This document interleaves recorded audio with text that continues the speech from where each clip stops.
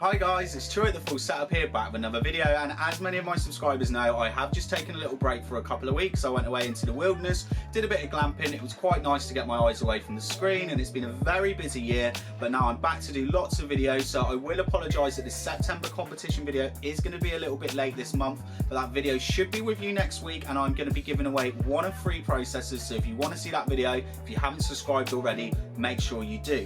Anyway, while I was away, when I could sneak away from my girlfriend, I was going on my phone and having a little look on YouTube, and I realised that this processor has now come out. It was originally only for OEMs, but now it's available to buy, and that is the Athlon AMD X4 950. Now this is an AM4 Athlon, so you can put it in any AM4 motherboard.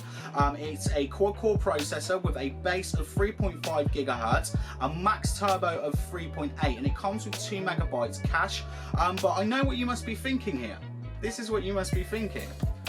Wait a minute, that sounds slightly better than a stock Ryzen 1200, and this processor is available between about £45 or $60. Why is it so cheap? Well, that's because this isn't a Zen CPU, this is a Bristol Ridge CPU, which is based on Bulldozer or Faildozer, depending on what team you stand on. I would definitely go with Faildozer. Now, I know from the specs of this that it should perform roughly about compared to my Athlon 845 that I benched about a year and a half ago, so I wasn't expecting this to be that good a gaming processor, but for its price, for anyone that needs a stand-in processor for Ryzen, I'm very happy to see this, because I spoke to a lot of people early in the year, mainly before Ryzen 3 came out, that they weren't happy that there wasn't like an Intel G4560. There wasn't this cheap processor that you could pop in a board and then upgrade a little bit later to say a Ryzen 1600 or a 1700. Now, I went to do my normal benchmarks of games with this. I was going to do the 11 game benchmark with the 1050 Ti, and then I was going to show how badly it would bottleneck with a GTX 1060. I quickly got into my 1050 Ti making that video and realised I had to do a review, because this thing really doesn't perform very well when it comes to gaming. And also there's some other benchmarks already online of this processor, and I will say you need to take those with a pinch of salt, and I'm going to go into that a little bit later in this video when we discuss about the bottlenecks. Anyway, enough chatting, it's time to benchmark this CPU, and I'm going to show you why it's perfect as a stand-in processor, but it's not very good for gaming. So here's just a brief overview of the specs and sort of test setup that we're using today. Now, I was able to overclock this processor to 4.1 GHz all on an Asus motherboard. I didn't have to do any voltage whatsoever. I just put 41 in the multiplier. Now, the Bristol Ridge Athlons and APUs do support up to 2400 MHz DDR4, but I wasn't able to post with 2400. I haven't really played around with the timings, but I just set it to 2133 because I really couldn't see that it would make a difference. Basically would not make a difference with this. So for the rest of the test setup, we are using an Asus B350 Prime Plus motherboard. I've got a Corsair H55 cooler on it, which is completely overkill.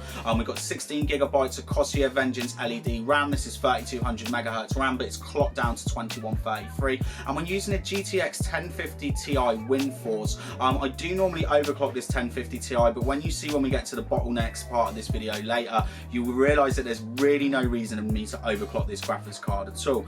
Moving on to cinebench then, so here you can see it's moving as an absolute snail's pace. I'm not going to make you sit through all of this, but we basically got 308 cinebench points, which isn't really worth mentioning when it comes to, you know, production wise. I would not be using this processor for video editing whatsoever. Well, what about gaming benchmarks then? When I decided to go for 1080p, I'm only going to show you a few games here today. We're going to start with Shadow of Mordor. We're running this at ultra settings. Now, there was a minimum of 41.17, a maximum of 83, and an average of 59.36, which is basically 60 FPS. So Shadow of Mordor, yes, it runs all right, although the 4GB card I would recommend not running on Ultra. Far Cry Primal then, I ran this at very high settings with a 1050 Ti, which is definitely pushing the Ti a little bit. We got a minimum of 29 FPS, a maximum of 52, and an average of 43, which is definitely playable. What about something a little bit more demanding then? Well, Rise of the Tomb Raider, I tested this both at DirectX 11 and DirectX 12, and I found that DirectX 11 did work better, and this is better at DirectX 11. You do not want to see the DirectX 12 scores. And I got a minimum of 17 FPS, a maximum of 144, but that's probably just when it's going for a loading screen, and an average of 54 FPS. But I would say further into the benchmark, there was quite a lot of stutters with this. Something a little bit less demanding than when I decided to, you know, give this CPU a chance, so run some Overwatch. I'm running this at ultra settings, and you can see I'm sort of around the 100 FPS mark, but there are some drops and surprisingly some bottlenecks. One thing I'm sort of thinking here is maybe just early optimization. Maybe the motherboard companies aren't really putting too much optimization in for these chips because they really want to just be pushing this end processors. Today's gaming benchmarks don't actually look that bad, so it doesn't really paint a picture of why I wouldn't recommend this for gaming. Now, I did see that someone else, his name's Tech Epiphany, and I would recommend you go over to his channel and subscribe because he does loads of side-to-side benchmarks. Has already done some benchmarks of this processor in the two games that I want to show you today. Now, he benches it in Battlefield 1 and in GTA 5, and two things I noticed: in Battlefield it's just static like that, moving the gun, no multiplayer gameplay, and in GTA 5 the last bit of the benchmark, the most intensive bit, is you fly down from the plane and you enter the Hummer. The most intensive bit of the benchmark isn't in his video, so I don't want to take anything away from his videos. Like, definitely go and subscribe. You know, does all that side-by-side gaming stuff that I don't do, that a lot of you are very into, so please go and subscribe to him. But when I went to test the games in these areas, I really realised that that's where this processor does fall down. So here you can see we're playing Battlefield 1 and we're just on the campaign, and it doesn't look that bad. Now, I'm not actually running the 4.1 gigs overclock here, I'm just running it at stock settings and it's fine. But when we move into multiplayer, like 64 player, either Operations or Conquest, you can see it's pretty much unplayable. Again, here we're at stock, and I'm actually doing a mix of ultra and medium 1080p settings here just to see if I could get any more performance out of it. But you can see the bottlenecks are really strong, and even again, this is just a quick snippet at 4.1 gigahertz. The game is unplayable.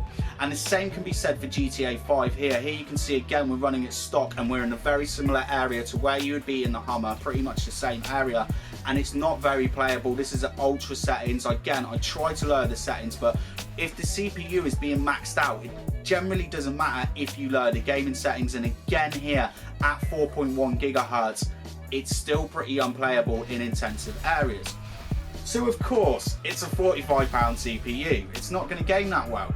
But my G4560 only cost me £55, and that games quite well. Of course, it's a stuttery mess at times, but it's a lot better than this. But would I buy this processor?